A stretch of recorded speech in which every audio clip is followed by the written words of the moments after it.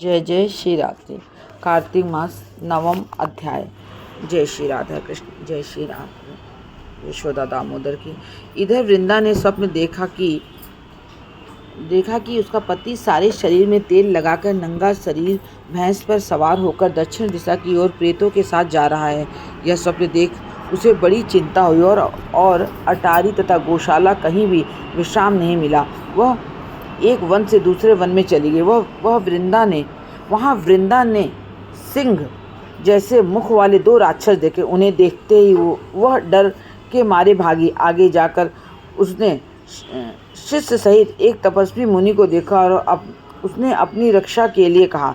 उसकी प्रार्थना पर मुनि ने अपनी एक हुंकार से उन राक्षसों को भगा दिया। तत्पश्चात वृंदा ने मुनि से विनयपूर्वक कहा कि महाराज, मेरे पति जालंधर तथा महादेव जी में घोर युद्ध हो रहा है।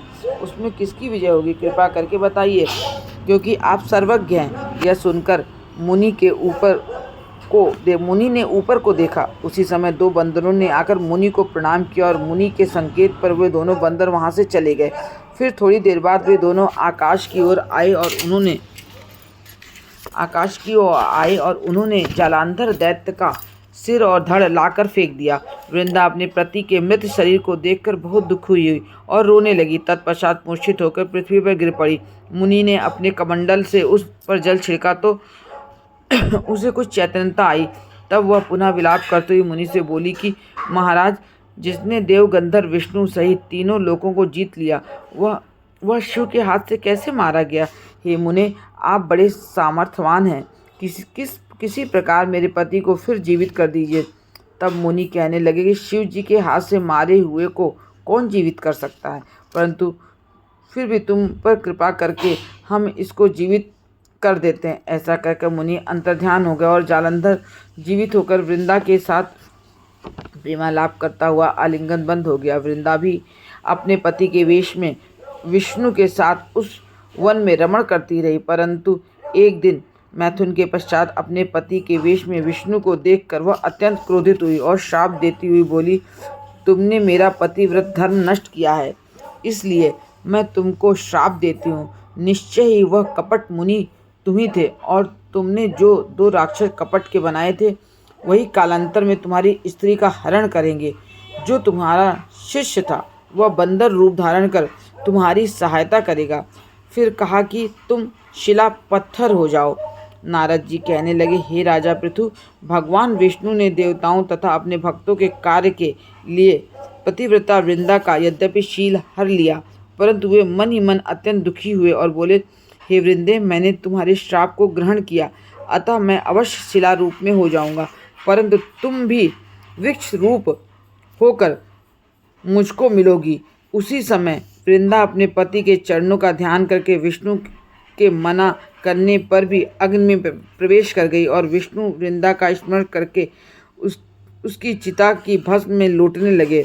नारद जी कहने लगे, राजा पृथु, उधर युद्ध में जालंधर दैत्य ने शिव जी को अति बलवान समझकर राक्षसी माया से पार्वती बनाई और उन्हें मारने लगा। उसकी इस माया को देखकर शिव जी नीचे को मुख करके बैठ गए। तभी अच्छा अवसर देखकर जालंधर ने अनेक बाण शिव जी को मारे। इस प्रकार शिव जी को संकट में ग्रसित देखकर विष्णु भगवान वहां आए और शिव जी को राक्षसी माया का ज्ञान कराया। तब शिव जी बड़े भयंकर वेग से राक्षसों को मारने लगे। शिव जी की इस तीक्ष्ण बाण वर्षा के आगे शुंभ और निशुंभ भी न ठहर सके और वह युद्ध क्षेत्र में भाग खड़े हुए। तब शिव जी ने उनको श्राप दिया, क्योंकि तुम युद्ध क्षेत्र से भाग गए हो, इसलिए पार्वती के हाथ से मारे जाओगे। उधर जिस समय वृंदा का पतिव्रत धर्म नष्ट हुआ, तभी जालंधर का बल समाप्त हो गया। ठीक इसी समय विष्णु ने अपना सुदर्शन चक्र अपने तेज सहित शिव को दिया। फिर शिव जी ने अपना ऋषियों के तप तथा पतिव्रता स्त्रियों तथा ब्रह्मा जी का तेज उसमें जोड़कर जालंधर दैत्य पर छोड़ दिया, जिससे उसका सिर कटकर भूमि पे गिर गया। सिर और धड़ अलग होते ही जालंधर का तेज उसके शरीर से निकल श्री शिव जी में तथा वृंदा का तेज श्री पार्वती जी में समा गया। उधर विष्णु वृंदा की चिंता में लौटने लगे। तब सब देवताओं ने शिव जी की स्तुति की और कहा कि महाराज, जालंधर को मारकर आपने देवताओं का बड़ा उपकार किया, परंतु एक महान अनर्थ हो गया है। कृपा करके उसका भी कुछ उपाय कीजिए। भगवान विष्णु वृंदा के पतिव्रत धर्म से मोहित होकर लगातार उसकी चिता भस्म पर लौट रहे हैं और किसी प्रकार का विश्राम नहीं कर रहे हैं। तब शिव जी ने कहा, हे देवताओं, तुम सब भगवान की योग माया की शरण में जाओ और वहीं सब संकट हरेंगी। तब सब देवता योग माया की शरण में जाकर उनकी स्तुति करते हुए बोले, हे देवी, आप सारे जगत को उत्पन्न करने वाली, पालन और नाश करने वाली हो। सतोगुण, रजोगुण और तमोगुण से ही उत्पन्न हुई हैं। ऐसी प्रकृति देवी को हमारा नमस्कार है।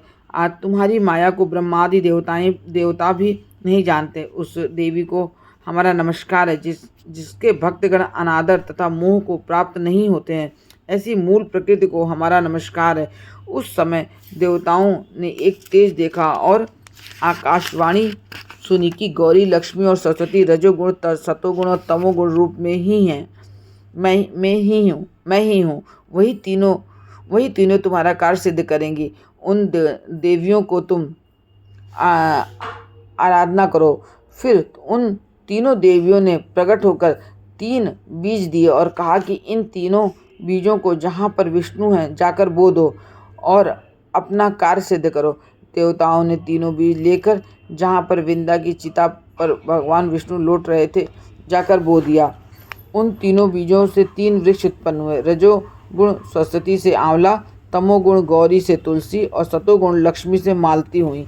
श्री लक्ष्मी जी ने अपना बीज ईर्ष्या युक्त होकर दिया था, इसलिए मालती भगवान की पूजा में निंदित तथा आंवला और तुलसी भगवान को अति प्रिय हुई। इस प्रकार वृंदा ने वृक्ष रूप होकर भगवान शालिग्राम से संयोग किया। इसी कारण कार्तिक के उद्यापन में भगवान की पूजा तुलसी के रूप में होती है। और नारद जी कहते हैं कि हे राजा पृथु, जिस घर में तुलसी का वृक्ष होता है उसमें यमदूत कभी नहीं जाते, इसलिए जो तुलसी का वृक्ष घर में लगाते हैं वे यमपुरी नहीं जाते। नर्मदा तथा गंगा का जल और तुलसी का पूजन, यह तीनों कार्य बराबर है। चाहे मनुष्य कितना भी पापी क्यों न हो, परंतु मृत्यु समय उसके प्राण मंजरी सहित निकल जाते हैं। वह पापों से मुक्त होकर भगवान के वैकुंठ धाम को प्राप्त हो जाता है। जो मनुष्य तुलसी तथा आंवले की छाया में अपने पितरों के श्राद्ध करता है उसके पितरों को मोक्ष की प्राप्त हो जाता है। जो मनुष्य आंवले का फल तथा मंजरी युक्त तुलसी दल मुख में रखता है वह साक्षात विष्णु के समान है। जो मनुष्य कार्तिक मास में आंवले की छाया में भोजन करता है वह तथा रुद्राक्ष की माला धारण करता है, उसके धर्म, अर्थ, काम और मोक्ष सब कार्य सिद्ध हो जाते हैं। नारद जी कहते हैं, हे राजा पृथु, तुलसी और आंवले का महात्म्य ब्रह्मा जी भी कहने में असमर्थ है। जो कोई इस कथा को पढ़ता अथवा सुनता है वह भी मोक्ष को प्राप्त होता है। इस प्रकार कार्तिक महात्म्य का 9वां अध्याय वृंदा और भगवान विष्णु का, जालंधर का, जिसमें वर्णन किया गया है, समाप्त होता है। जय जय श्री राधे।